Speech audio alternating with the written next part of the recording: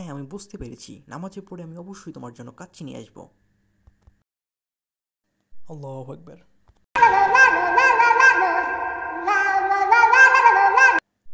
ওহ শান্তি। এই নে বন্ধ হ। উফ, বাঁচা গেল। হ্যাঁ, ভালো লাগছে না আমার।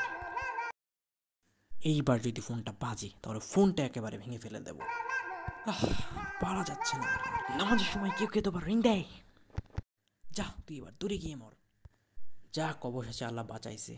যাক, এবার একটু শান্তিপূত নামাজটা পড়তে পারবো। হ্যাঁ, আবার আস্তে ব্রো আস্তে, খোঁজ যাতে না পাই। আরে এদিকে আমার দিকে তাকিয়ে আছে। দূর ব্রো, দূর দূর দূর।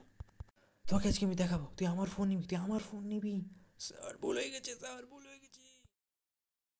আমরা অনেক সময় নামাজের সময় ফোন সাইলেন্ট করতে ভুলে যাই, যার কারণে অনেক মুসল্লির নামাজের সমস্যা হয়। তাই নামাজ পড়ার সময় অবশ্যই এই বিষয়টির দিকে খেয়াল রাখতে হবে। আর ভুলবশত যদি কোনো কারণে এটি হয়েও যায় তাহলে খুব সাবধানতার সাথে এবং খুব কম সময়ের মধ্যে ফোন বন্ধ করে দিতে হবে। I am the best musician